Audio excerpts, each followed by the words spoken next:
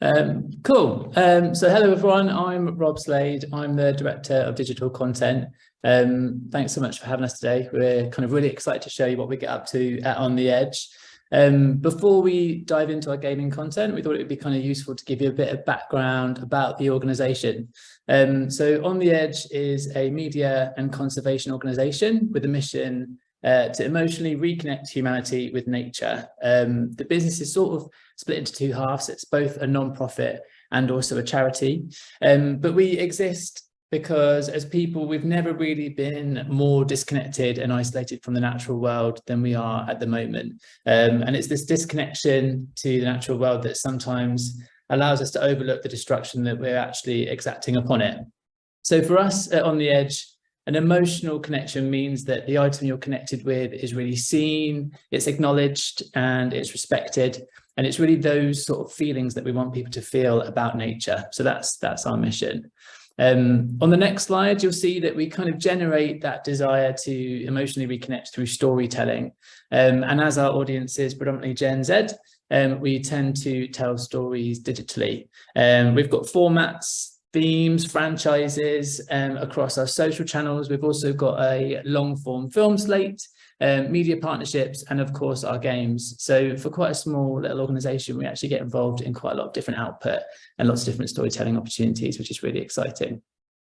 And then the last slide from me, before I hand you over, you'll notice that a lot of our content, if you ever visit our social channels or our websites or our games, they feature very wonderful and weird animals and plants that are often lesser known and kind of sometimes seen as the underdogs. We tend to focus on edge species. So EDGE stands for evolutionary distinct and globally endangered, which means they're not only endangered and at risk, but they're also really unique with no or few close living relatives remaining. So they're basically really unusual, bit quirky, bit weird, bit wonderful, and really, really exciting. And I guess despite these animals' struggles and their plight, our content is always really optimistically framed and entertainment first. So we never want people to feel sort of anxious or kind of breathe into that kind of climate anxiety. It's really optimistic.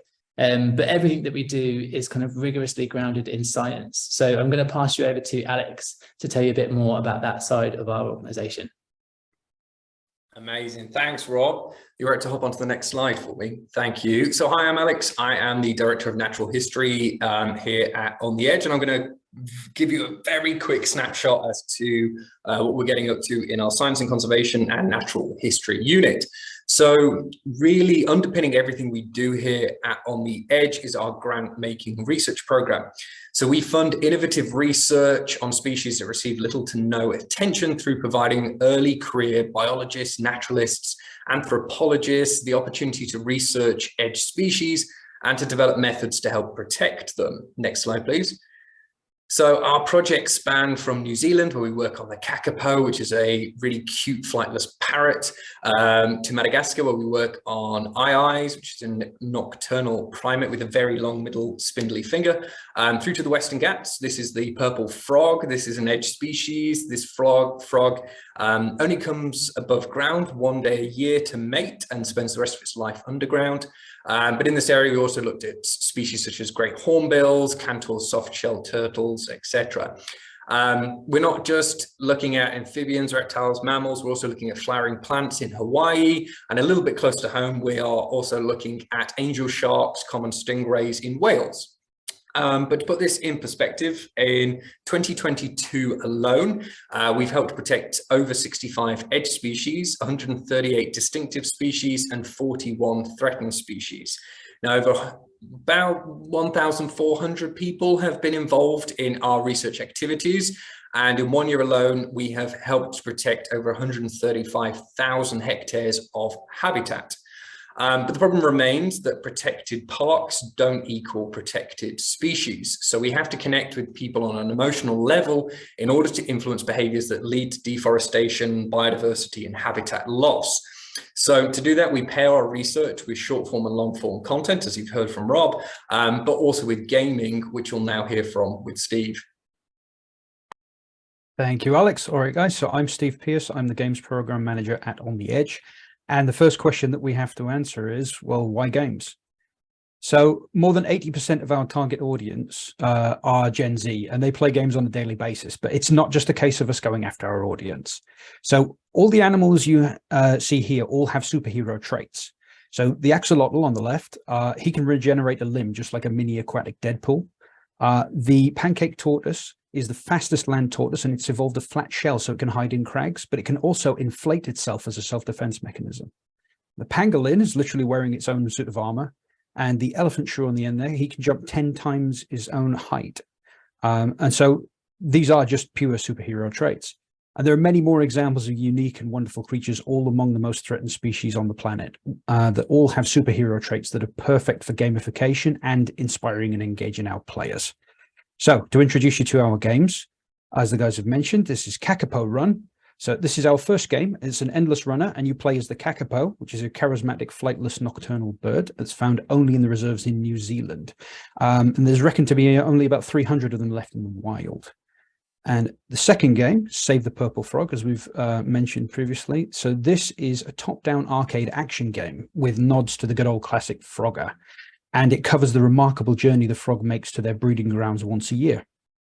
Now, both of these, like all of our games, are entertainment first, but they're informed by science. And the education aspect about edge species and their issues comes as a side effect from engaging in a good game. And both our games are completely free to play. And so that begs the question, how does this help On the Edge's mission? So where a traditionally monetized game would include ads or IAP, we instead advertise our edge species content with interesting facts that are intriguing, links to our social media or to donations pages, all for conservation. And those of you who are familiar with cross-promotion will understand this slide very well. So the game welcomes players in and introduces them to our content ecosystem. And in doing so, games then become a gateway into the world of On the Edge. Now, one of the biggest benefits we've got is because we've got a content ecosystem, we feature all of our animals in complementary content. So relevancy is hit or miss when you display ads from a mediator, and this helps us eliminate that problem.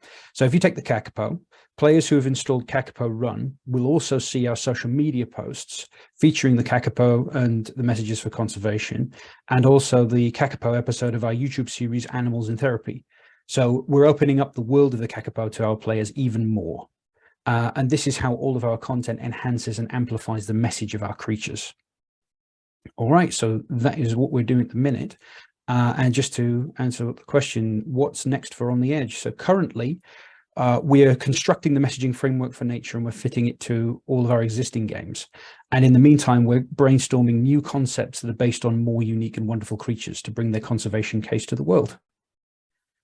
All right, guys, so that is everything from us. We hope you enjoyed the presentation, and if you've got any questions, we'll try and answer them. Thank you so much. Has anyone got any questions? There's nothing in the Q&A, but if anybody wants to raise a hand, you can do. Yep, here we go. Oh, it's Andrew. Here we go.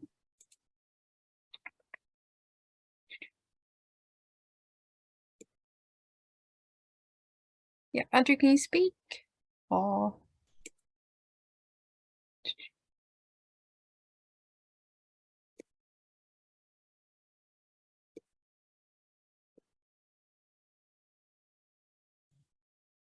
hi, yeah, couldn't speak and says chat was disabled. So yeah, I've actually engaged with you guys before. I spoke with Carla Sutherland a while back, although I don't know, it doesn't seem like she's still with you guys. So have you given any thought to how you might want to collaborate with some of the, I would say, larger, maybe more capable studios on the games front in getting some of these edge species featured in mainline games? I mean, I think Stray is a great example of how far you can take a animal as a protagonist.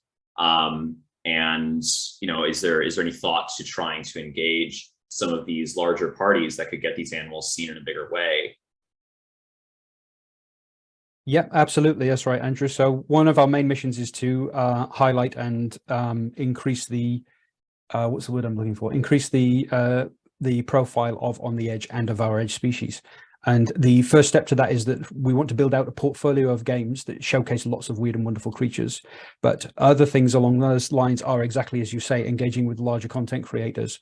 Once we're better known and engaged with platforms like Ukie, who are helping us to raise our profile. Thank you, Ukie.